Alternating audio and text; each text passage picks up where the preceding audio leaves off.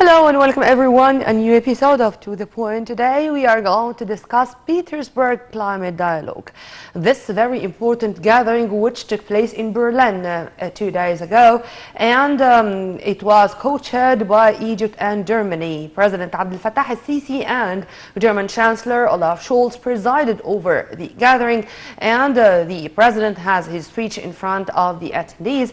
Before that, the inaugural summit was headed by the two foreign ministers of the two countries, Egypt top diplomat Sameh Shoukry and his German counterpart Annalena Baerbock, to shed more light on the gathering and on it as one of the steps taken to prepare for COP27, which is going to be hosted by the Red Sea Resort of Sharm el-Sheikh here in Egypt. We are very much delighted to have with us live here in the studio our dear guest, Dr. Magdy Allam, our environment expert. Thank you very much for being with us, sir. You're welcome. Thank you. And let's start immediately, as we do have a lot to speak about regarding this Petersburg dialogue, climate dialogue. As we know, this is the 13th edition, meaning it started in 2010, I think. What's its importance? What's its significance in this world? As I said in my intro, it's one of the important steps taken to prepare for COP27. Of course, it is not only the initiative of Germany, because Germany initiated this initiative, but actually it is representing all Europe countries. The European countries are actually gathered in this meeting for more than 10 years till now. And then they have a very strategic decisions to go to the more cleaning atmosphere out of any pollutants, especially the GHG or greenhouse gases.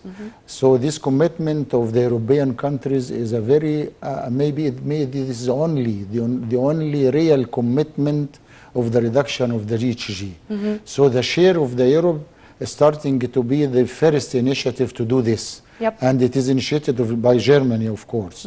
But actually the bilateral relationship between Germany and Egypt are actually during the President el-Sisi is covering more than aspects. One of them is the energy. You know that the Siemens company of Germany maybe the major 5 stations of electric generation in Egypt being made by this German high-ranking mega company. In addition to the rapid train also, the rapid train will be managed and operated by the Siemens company. What made us that proud is that this company, when they trained our engineers, they said that they are of the best, and they are now responsible for other stations made by this company in many other Arab countries, including the United Arab Emirates. So when we do have the initiative, we do have a lot of potentials. But if you permit me, let's return back to Berlin and to what the world leaders agreed upon. They agreed upon that the climate change poses an existential threat to human systems and the natural world. Would you please elaborate on that, sir? Just to give our audience or our viewers the very exact threat the whole planet is facing. It's a real threat, but also the commitment to the two main aspects of the climate change resilience as a mitigation. In the first phase, the mitigation, meaning the reduction of the greenhouse gases, the CO2 and the NO also, and the sulfur oxides, in addition to the methane, in addition to the hydrochlorofluorocarbons and the pyrofluorocarbons. Those are the 6 elements making the greenhouse phenomena more stress. And actually preventing any of the infrared refraction to be out of the planet Earth. And so this is increasing the temperature of the surface of the Earth crust, which actually added more burden temperature on the planet Earth. So the only way to deal with this phenomena is a strong reduction of all sources of the greenhouse gases. So of course, including the fossil fuel itself, as the coal and the petroleum are the main nowadays fuel. You know that China, for example, has more than 10,000 facilities operated by coal, and also the South Asian countries. Maybe 18 countries of the 20 industrialized countries are involved in the increased combustion of the fossil fuel, which of course is generating more greenhouse gases Emissions. and the emissions. So this is actually need three elements. It needs the technology itself, clean technology, which is nowadays available, like the solar PV units, for example. And then it needs also training for the operator of those technologies. Who is going to operate those stations? You're right. Yes. And you have also to have more training centers, more maybe secondary schools involved in the electricity generation through the solar energy, not We have through... something like that in Daba. We have in the nuclear one, we have a secondary school for the nuclear power. And by the way, I can tell you that we are experts of environment looking for the nuclear power, not that it is the most safe and the most clean. This was my question, because this is the most safe and the most clean. You mentioned that Germany, I think, is one of the countries which promised the world that they are going to depend on the nuclear energy in the near future, meaning that they do have now a strategic plan to turn to this, or to have the nuclear power as the main source of energy. This is because the Russia-Ukraine issue also, that the Russia already prohibited to export the pipeline of the streamline for the Nord gas to come to the European countries, and the first country suffered from this source is Germany. So Germany tried to cover the deficit in the list. They started earlier than that. Yes, the method mix that every country has what's called the method mix list. This list cannot depend only on one source. It's very critical to depend only on one source of energy. So method mix, that you may use fossil fuel, you may use petroleum, you may use coal, you may use solar energy, you may use water, wind, so, and even also the biomass and the biogas. So all the sources, every country has what's called... We are going to speak about each point of those in detail. But sir, let me take it from you. When you said the three main aspects, you said, for example, the solar energy. But it's that expensive. I mean, to have the funding mechanisms to cover what you're talking about, I think it's not something which is that easy, particularly for developing countries. It's actually an unfair equation that the same countries and the same companies who own the technology, the old technology with its very bad impacts on the climate change, they are the same owner of the clean technology. So this is the problem. And the only owners, not the same owner, the only owners of the new technology. So if you need to shift your energy system to the solar energy, you must buy the PV units itself, the cover of the plane nafsu. You need some companies to buy for you this with a small price. And then if you cannot do so, give us an installment system. I can pay for you 15% or 20% of the total price, and on 10 years I can repay it for you, the rest of the money and the fund for you. But they actually added more benefits. And even when we are relying on the Green Fund, for example, and the Green Fund is an international facility made by the UN and all the countries to support all countries to have clean technology. When you are going to the Green Fund, they tell you, okay, I agree, I give you $100 million, but you must go to the Global Environment Facility, which is made by the World Bank, to control this $100 million that I'll give to you, and they will give you more conditions to get more money. So actually it's a complicated situation between the triangle of finance, technology, and operators. And this technology... And because of this, the president was very clear that he repeated more than once in his speech, first, this fair transfer to clean technology, or sorry, to clean energy, and second, Africa. Africa is all the time our strategic depth, so we are, as Egypt, paying every effort, sparing no effort to speak about Africa as it should not be the victim of this climate change issue. The developing country should not pay the dear price of what the developed country started long ago. But if you permit me, I'll move a little bit to diplomacy and to the Egyptian-German ties. which was crowned recently with this co-chairmanship of this important gathering of the Petersburg Climate Dialogue. We are very much delighted to have with us via phone Ambassador Mohammed Badruddin, who is a former Assistant Foreign Minister. Thank you very much for being with us, sir. Good evening, how are you? Sir, as I said, 70 years of diplomatic ties, 70 years of historical relations between Egypt and Germany. If you please, sir, elaborate on that and tell us more about this era, those 7 decades of diplomatic ties. Actually, the Egyptian-German relations is of great importance for the two countries. Bilateral trade last year was more than 5.5 billion US dollars. And the other side, Egypt is a priority country for German development plan policy and for cultural relations and education policy. Actually, Egypt is one of the largest partner countries in the German development cooperation. As you all know, we have 7 German schools in Egypt. We have also strong cultural ties through Goethe Institute. And the 4 German universities have offices in Egypt, besides the huge bilateral exchange of students between the two countries.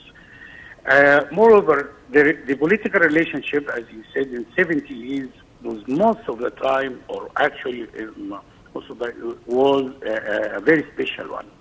The two countries understand and appreciate the importance of the other side, and built on the relation between their leaders on this background, strong background. We can always remember the strong ties, especially after the 70s, to be more clear. Yes, the relationship was established in 1952, but the strength of the relation changed dramatically since the 70s and until now. And we always notice the special ties between the leaders of the two countries. We remember and it was also clear that we do share common visions regarding a lot of issues of mutual interest. Sir, since we are speaking about those issues, the climate change issue. Amen to that. Since we are speaking about the latest events which took place in Berlin, the Petersburg Climate Dialogue, of course, this is the fruitful results of the very active diplomatic efforts, or the marathon talks, let's be accurate, of our top diplomat Sameh Shukri, as he is also the president-designate of COP27.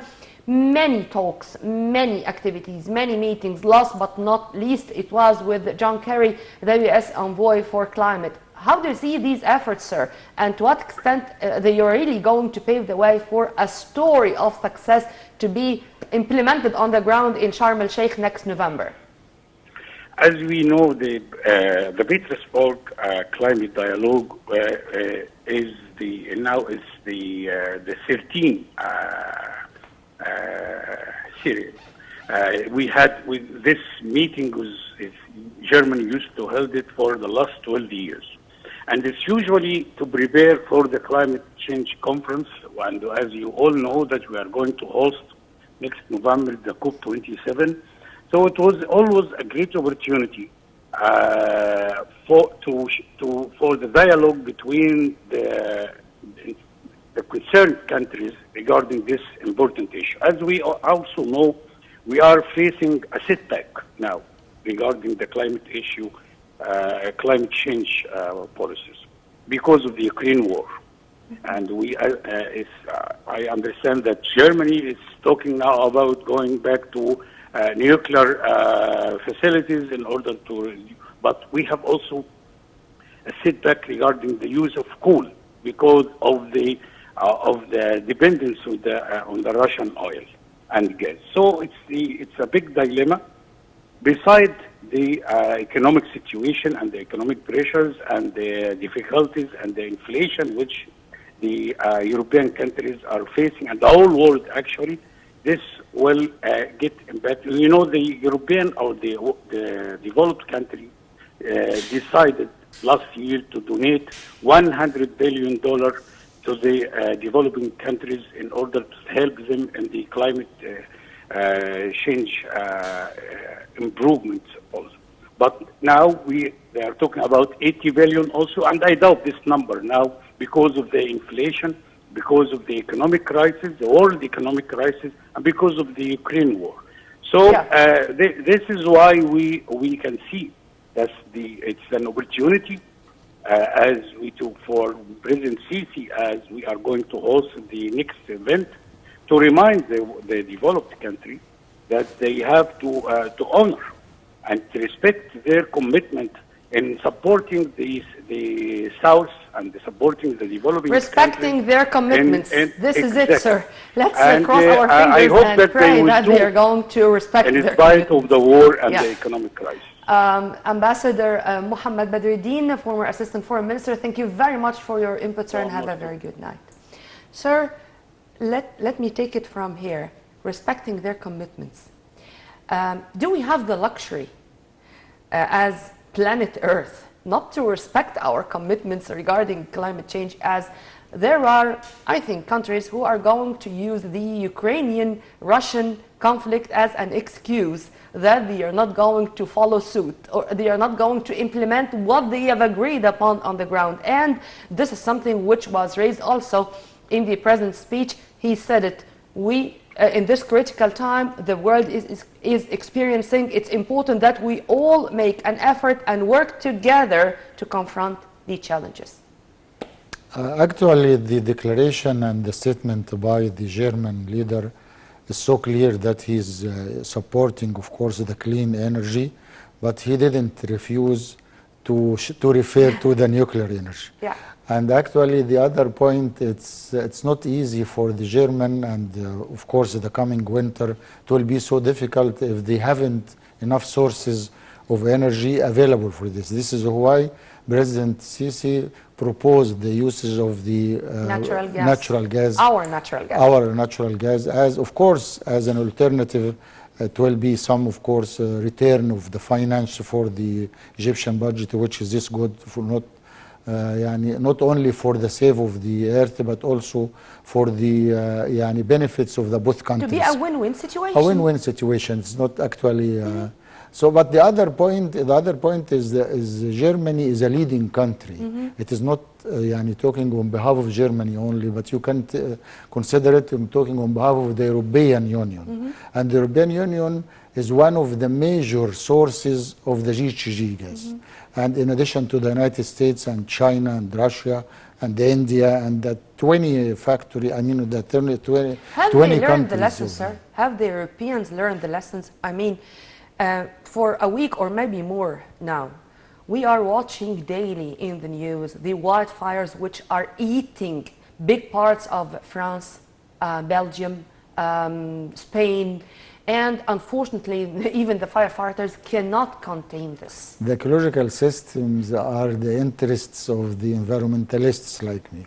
But for the politicians of the European, they are actually assessed and examined by how money they give to the total national income. Our lungs. It's yes, the lungs of the earth. Actually, but the mega corporate are controlling the thing. The people may know that the politicians doing this. No, the politicians implementing the mega companies and the financial sources of the what's called the lobbies. Lobby of energy, lobby of petroleum, lobby of architecture, lobby of shipments, lobby of transport, aviation. Those lobbies are more stronger rather than any of the governor of the European country. So they cannot actually abruptly shift to the clean technology in 2 days.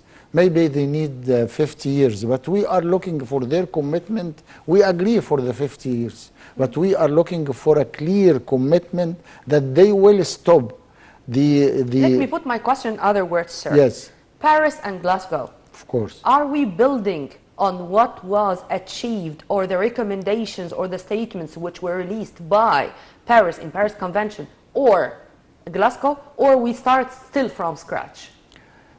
I'm afraid to tell you that we start from the scratch, but actually it's a real success to have the agreement. I mean the agreement of the French presidential leader.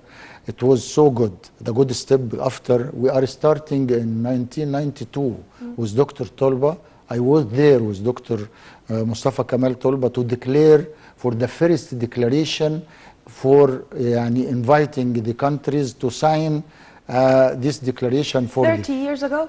Yes. So this is 27. Now we are the 27 General Assembly of this is the 27 by the annual COP starting in 1992.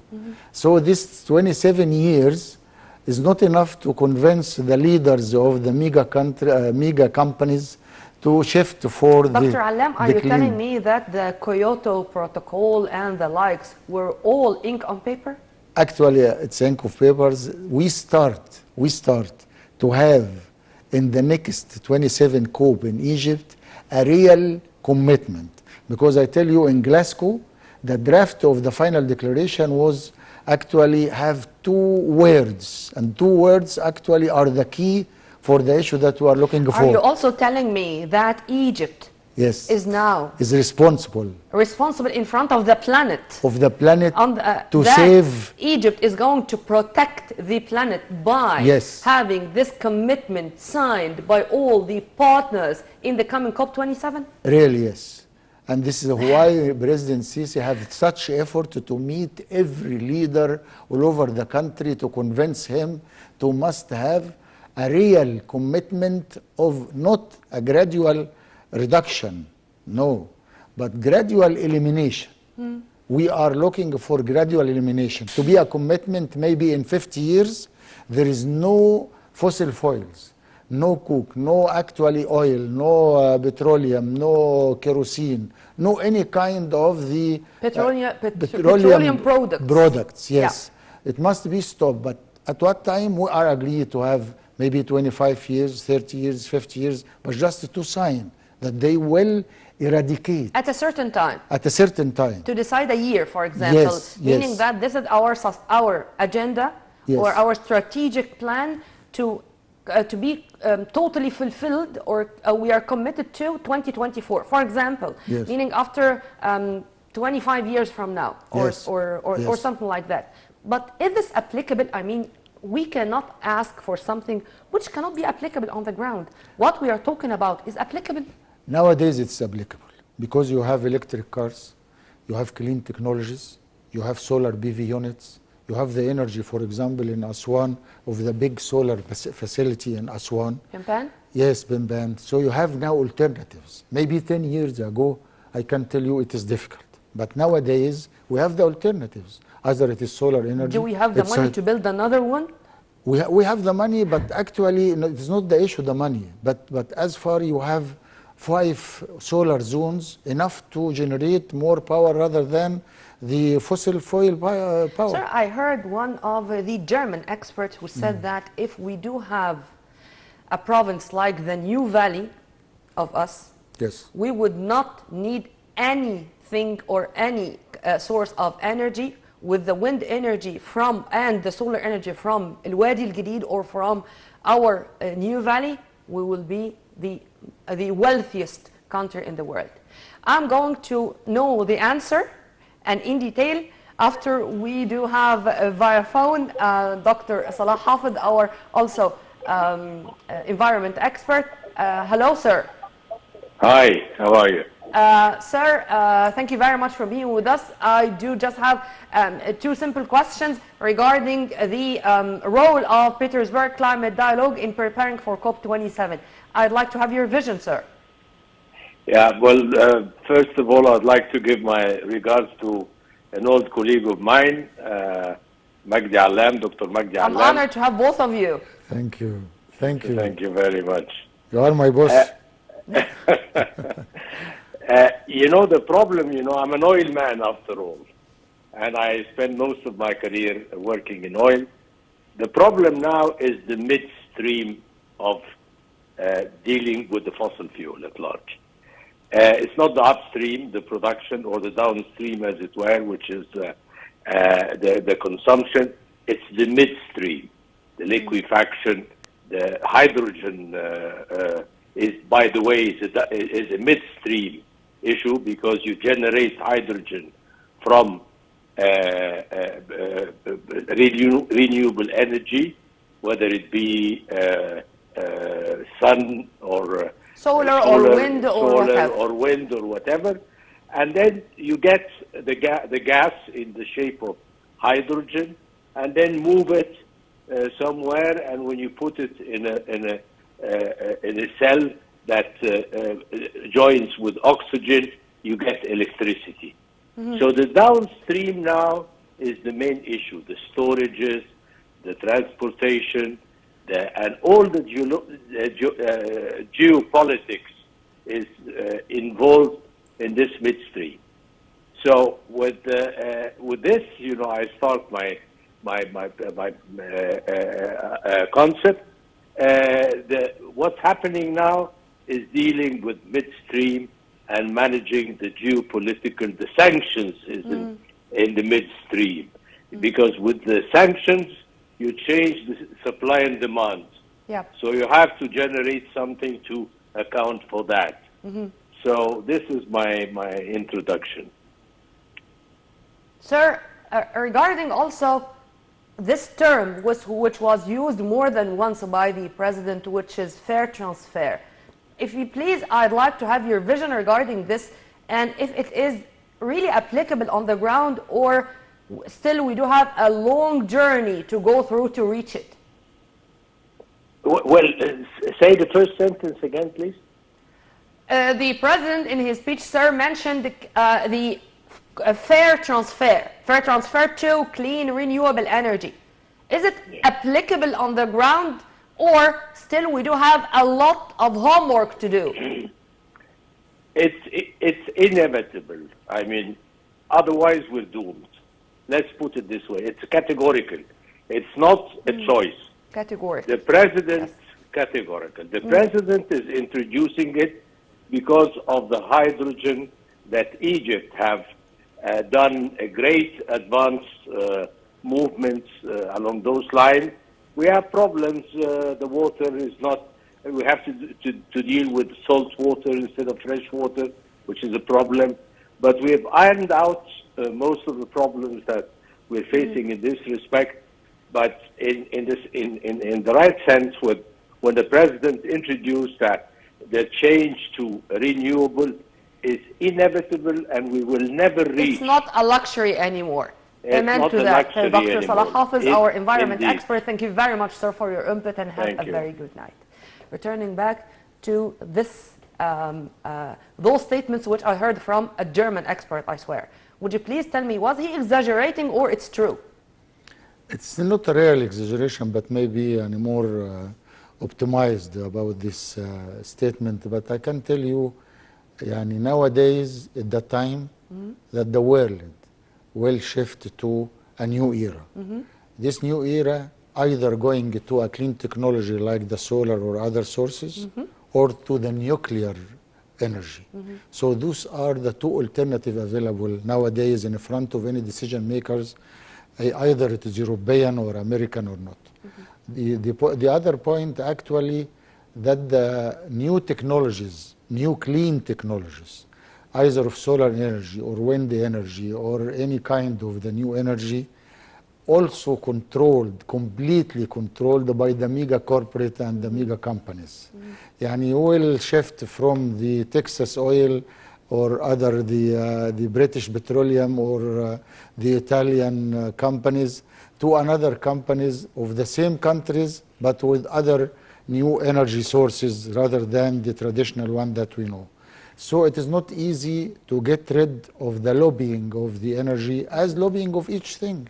Even the food itself, it's a lobbying, international lobbying are actually controlling the food sales.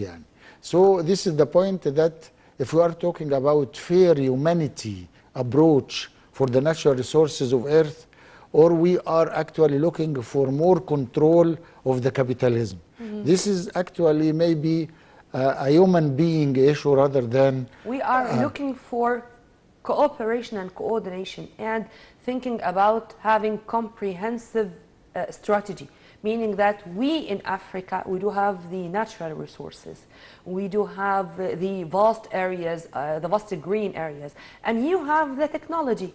What about cooperating together for the sake of humanity in general? we hope so, but I gave you an example that Africa continent, the generation of the GHG, only 4% of the total greenhouse gases. And they are suffering from poor countries, they are suffering from loss of nutritional supplies, they are suffering from loss of water resources, and the desertification actually invading most of the African countries. And drought. That drought also is eradicating a lot of the green coverage of the African countries, and the poor people Maybe because are. of this, the new UN Secretary for Climate, Ibrahim Thiaw, is from Nigeria. Yes, yes. So he knew well what's going on in his country and in his continent. And actually, the dilemma that Africa will be the only continent for mitigation. Yani if there is a continent to save the Earth, The planet, yeah. the planet will be Africa, because Africa is the most actually big area for mitigation that can absorb all the pollutants of the European and the American and the China and the Russian and all the Eastern countries also. So Africa will be the mitigation area. And if you are looking for any satellite production, you will see all the countries with red spots. The red spots are due to the high level of the carbon emissions. Either it's carbon dioxide, or it is sulfur dioxides, or actually other sources of the six elements of the greenhouse gases.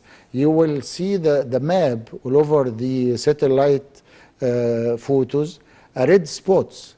The only area without red spots is Africa. So we are calling it, this is the continent of mitigation. The continent will save the country, and will save the planet, will Yes. save the planet. And it will be the only source of nutrition, because you cannot do it in the area where all the afforestations are now burned.